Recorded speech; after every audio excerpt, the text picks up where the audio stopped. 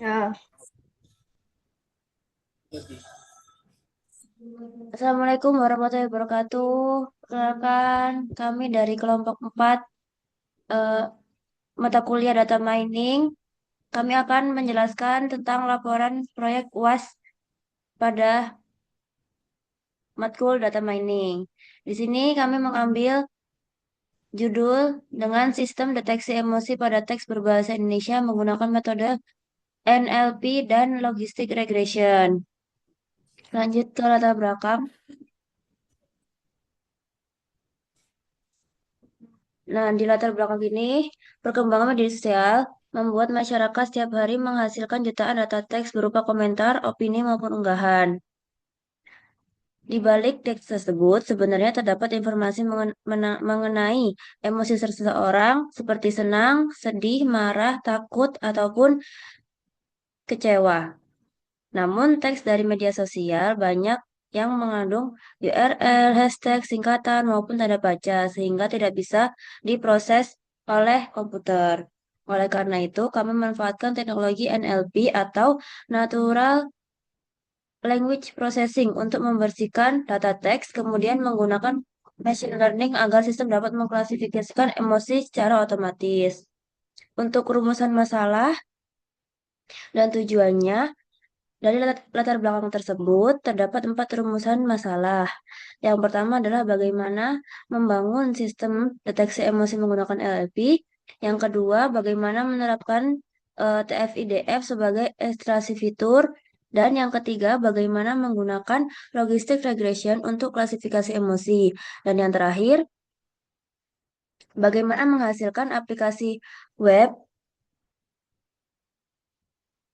yang mampu menampilkan hasil prediksi beserta tingkat kepercayaannya. Tujuan dari penelitian itu adalah untuk membangun aplikasi yang mampu melakukan deteksi emosi secara otomatis pada teks berbahasa Indonesia. Untuk gambaran sistem tersendiri, itu emotion ini kita mengambil judul Emotion Sense AI. Itu adalah aplikasi berbasis web. Alur kerjanya cukup sederhana, yaitu pengguna memasukkan sebuah kalimat, kemudian sistem melakukan preprocessing untuk membersihkan teks. Nah, setelah itu diubah menjadi bentuk numerik menggunakan TF-IDF. Selanjutnya, model logistic regression akan memprediksi emosi yang terkandung di dalam teks. Hasil akhirnya berupa label emosi, confidence, serta probabilitas setiap kategori emosi. Untuk selanjutnya akan dilanjutkan oleh teman saya.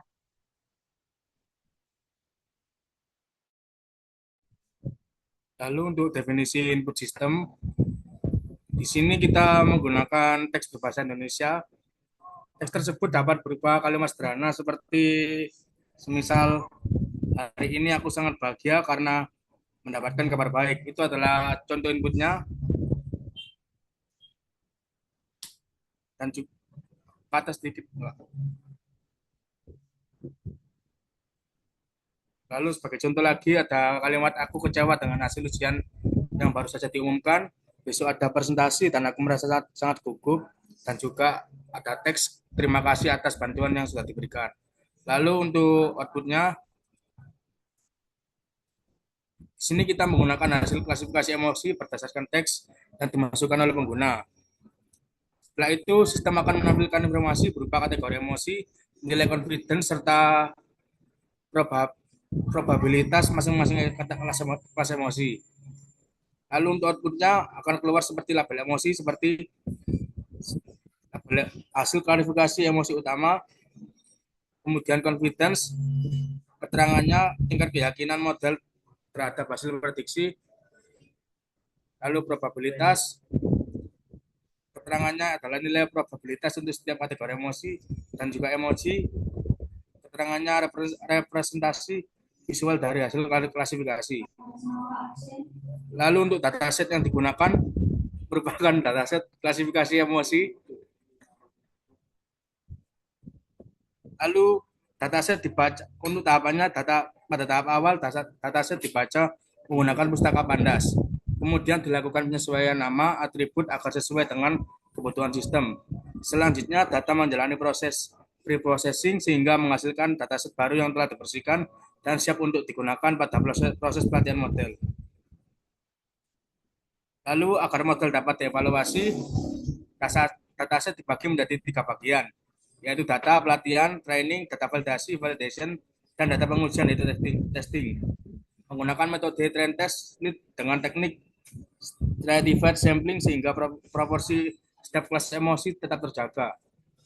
Dengan masing-masing pembagian dataset sebagai berikut: dataset data training 80%, data validation 10%, data testing 10%. Next,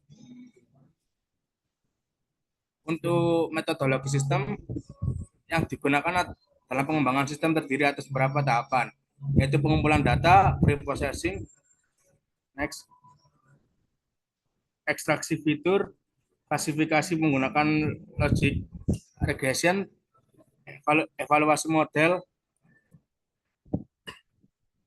lalu mengimplementasi sistem.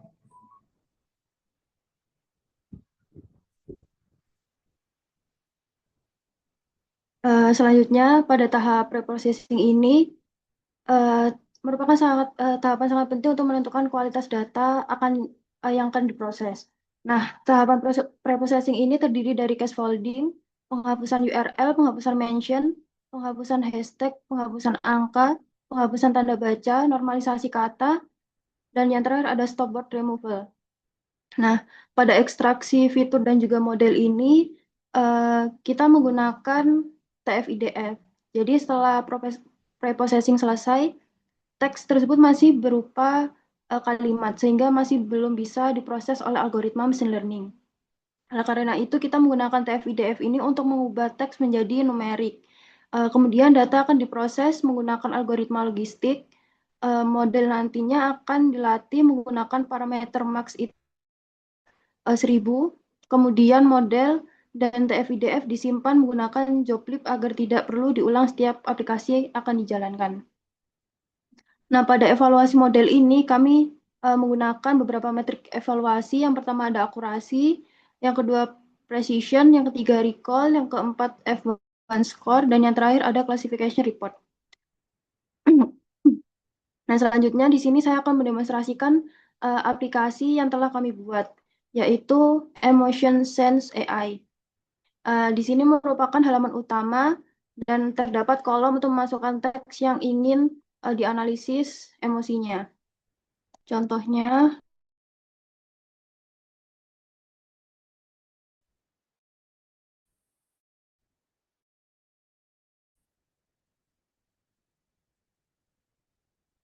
kayak sedikit ketik, Rum.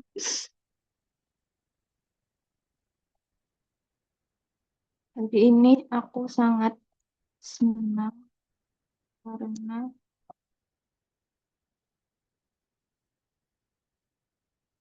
setelah itu klik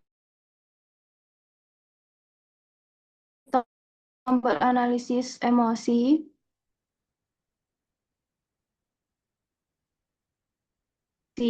Nah, di sini bisa dilihat bahwa emosi yang terdeteksi adalah happy. Selain label emosi, di sini juga menampilkan nilai confidence, yaitu tingkat keyakinan pada setiap model terhadap prediksi. Nah, kemudian di bawahnya terdapat tabel probabilitas yang menunjukkan peluang setiap kategori emosi. Semakin besar nilai probabilitas suatu kategori, maka semakin besar juga model teks tersebut termasuk ke dalam emosi tersebut. Mungkin sekian presentasi dari kami, kelompok 4, kurang lebihnya kami mohon maaf.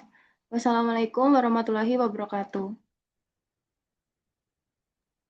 Waalaikumsalam warahmatullahi wabarakatuh.